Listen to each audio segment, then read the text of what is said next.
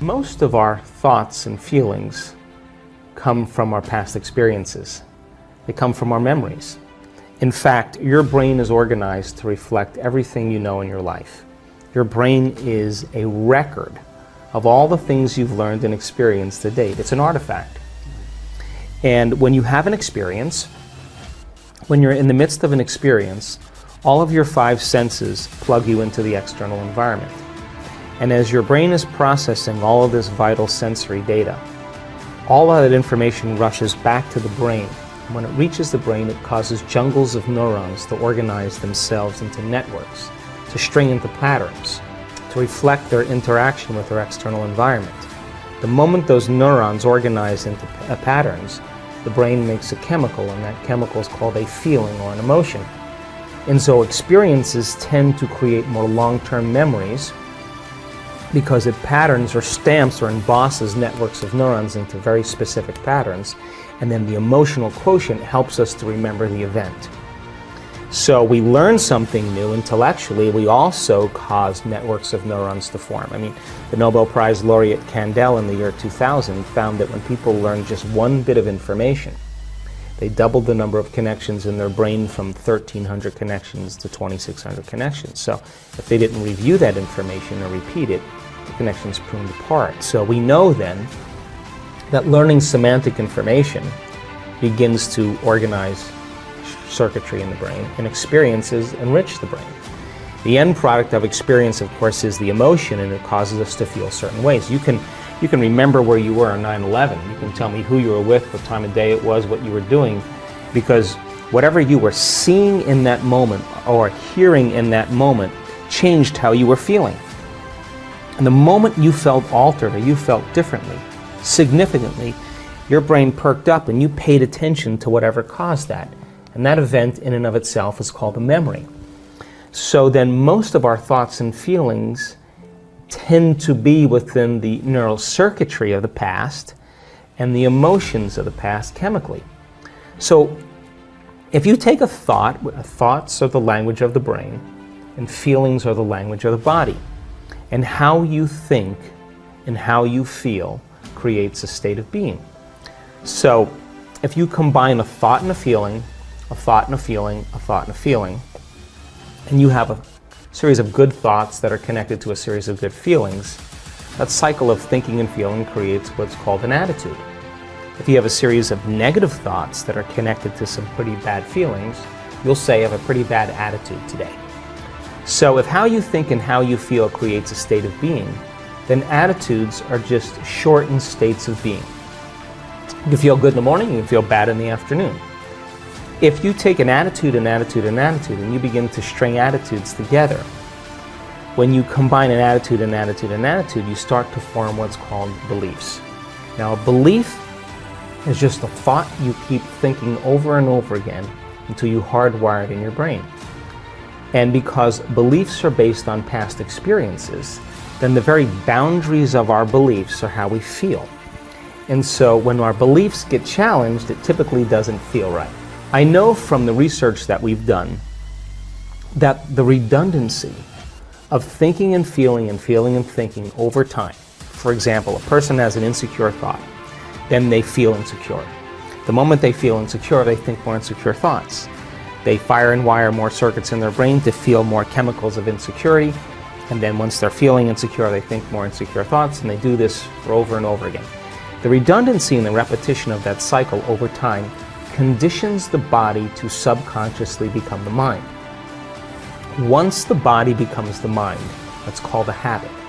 Turns out that 95% of who we are by the time we're 35 years old are a set of habituations, unconscious thoughts, unconscious behaviors, unconscious emotional reactions that function like a subconscious computer program. So back to beliefs. An attitude, an attitude, an attitude are shortened states of being. And you combine them together then a belief then, the cycle of thinking, feeling over time, creates a subconscious state of being. So all beliefs are subconscious states of being. We have beliefs about God, about spirituality, about health, about relationships, about love, and all of those are based on our past experiences, but the majority of those Beliefs, we don't even know that we believe them because we think they're true, because they're not functioning primarily in the conscious mind. If you take a belief, and you stack them together, you start to form what's called perceptions.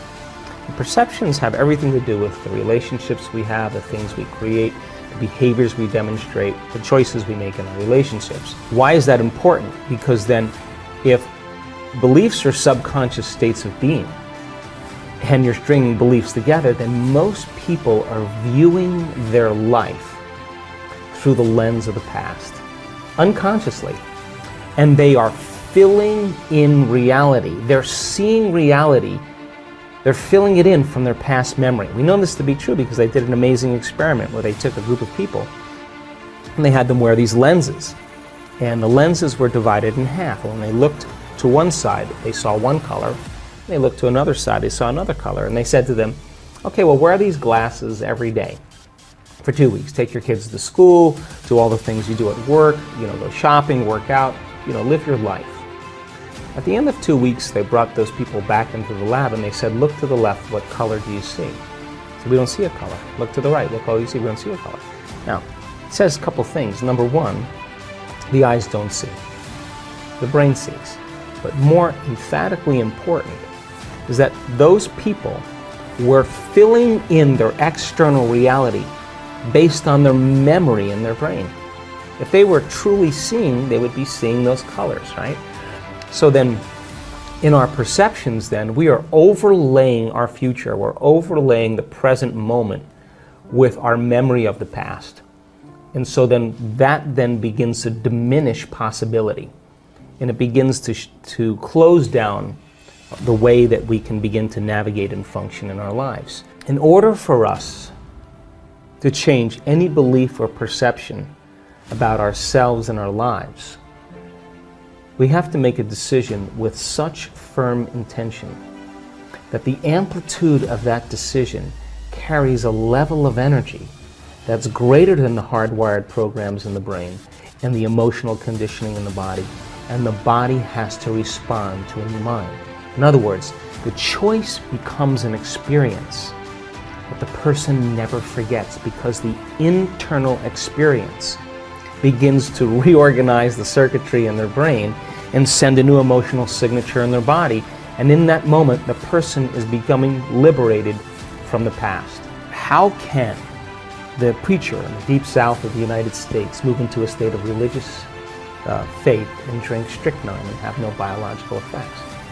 Or the mother whose child is trapped under the car, who lifts up the car and pulls the child out. The mother doesn't say, geez, I didn't work out in 2 weeks, or God, I ate carbohydrates yesterday. She's not in any polarized state. She moves into a state of absolute certainty. And it's energy that lifts that car up, because energy is the epiphenomenon of matter. And when she makes that change internally, her body is literally responding to a new mind. So then in order for us to change our beliefs about spirituality, about money, about God, about relationships, we have to come out of our resting state, and the experience inwardly has to be transcendent or greater than any past experience. And that's when biology begins to change. Now, going from that old self to the new self is the biological, the neurological, the chemical, the hormonal, the genetic death of the old self. And most people, they step out into that unknown and it feels so uncomfortable, they can't predict it, they return back to the known. People say to me, well, I can't predict my future. And I always say to them, well, the best way to predict your future is to create it, not from the known, but from the unknown. And that void, that unknown, is the perfect place to create from. Now, why is this dangerous? Because when you're living in survival 70% of the time, there's better chances in survival from running from the unknown than embracing the unknown, right? If there's a predator out there, you hear something around the corner and you can't see it, that's an unknown. You're going to run. You're not going to go, and it's not a time to trust. It's not a time to open your heart. It's not a time to communicate. Here, kitty, kitty. It's not a time to do that. It's time to run. You'll never trust the unknown in that state. So if people are living by these emotional states of survival, they're never going to want to step out into the unknown because they can't predict the future. So they'd rather hold on to what they have. Turns out that those emotions of stress are highly addictive. They give us a rush of adrenaline, a rush of energy. And so people use the problems and conditions in their lives to reaffirm their addiction to that emotion so they can remember who they are as a somebody. So then, if your thoughts can turn on the stress response, and those stress chemicals are addictive, then we become addicted to our own thoughts. So then stepping out into that unknown is where true greatness happens, because that's where the person begins to say, what thoughts do I want to fire and wire in my brain? What behaviors will I want to demonstrate in my new life? Can I rehearse them in my mind? And the mere process of mental rehearsal, this is neuroscience now, begins to install the circuits in your brain to look like the experience has already occurred. You're priming your brain into the map of the future instead of the record of the past. And then the true person who's in the process of transformation will say, can I teach my body emotionally what that future is going to be like? Can I begin to embrace the joy of my new life? And their body, as their unconscious mind, begins to believe it's in the future instead of in the past.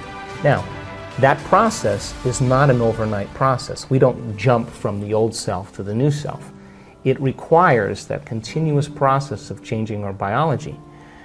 But I can tell you, in observing people who have healed themselves of very serious health conditions, who've healed themselves of some pretty difficult scars from the past, who've overcome addictions, who've created new opportunities and new jobs and new relationships and a new life, had to cross that river. And that is when they're literally, from a biological standpoint, a new personality. And your personality creates your personal reality. That's it. And your personality is made of how you think, how you act, and how you feel. So the present personality who's sitting here today has created a present personal reality called a life. Which means then, if you want to create a new personal reality, you got to change your personality. And that means you got to start thinking about what you've been thinking about and change it. Look at your unconscious habits and behaviors, what you say, what you do, and become conscious of it. And change it. And look at the emotions that have kept you anchored to the past and decide if those emotions belong in your future. I think the biggest problem is that most people try to create a new personal reality as the same personality, and it doesn't work. So then as we begin to demystify this, the person starts to say, oh my God, the disease that I have is because it's connected to this personality. Is it possible that if I change my personality, just like a person with a multiple personality disorder, who has an allergy to nylon stockings in one personality and type 1 diabetes in another, is it possible then if I change my personality, that the disease exists in the old personality and I'm literally someone else? Is it possible then from a biological standpoint that they're healed and changed? So to answer the question, it's difficult because we're breaking out of a biological mold. It's difficult because most people don't know that they have within their reach all the tools to do it, because they have, number 3, been conditioned on some level to believe that the new hairstyle or the new type of beer they're going to drink or the sports car or whatever it is going to change their state. Right. And that's the hypnosis. And when I wrote The Placebo, You Are the Placebo, the biggest thing that I walked away with after writing that book was how hypnotized and programmed we really are. And that's bothered me ever since I wrote the book, because people watch things in their external environment and they accept, believe, and surrender to that information without any analysis, and they're programmed. And so when you and I start waking up and say no to those programs, and we start to think that we're maybe a little bit more unlimited than we're given credit for, and it's not driven for profits or self-interest, but when people start to wake up and say, hey, I healed myself of this condition, I healed myself of Parkinson's, I healed myself of lupus, I healed myself of cancer, I healed myself of rheumatoid arthritis, I've healed myself of chronic pain, I healed myself of food allergies.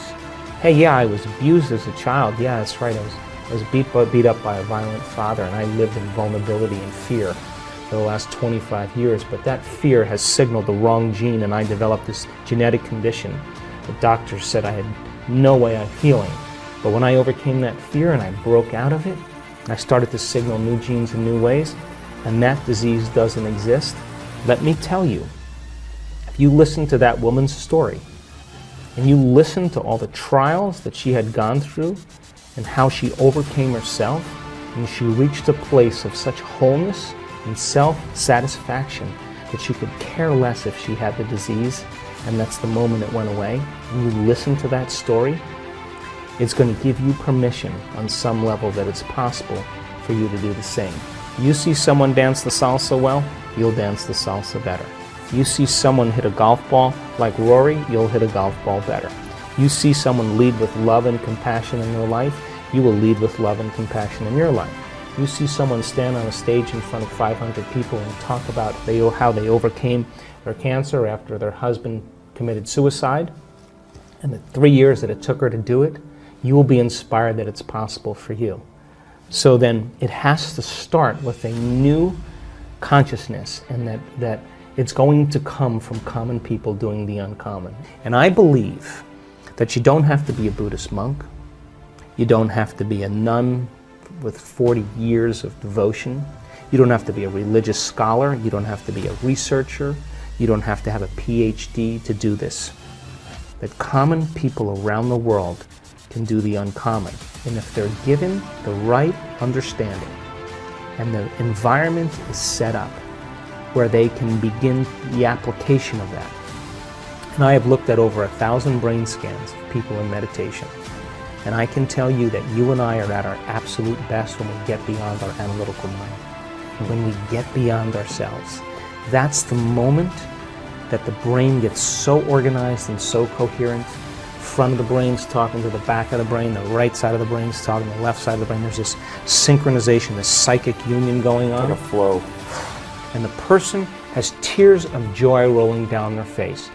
That gestalt moment, that transcendent event for the person is completely subjective. But my interest is measuring that subjective experience. Sure. And we're capturing amplitudes of energy in people's brains that are 26,000 to 40,000 times normal during that experience. Now, they can't make their brain do that. It's happening to them. And the inner event that's happening to them is more real than any past event. And that's the moment I know their belief is changing.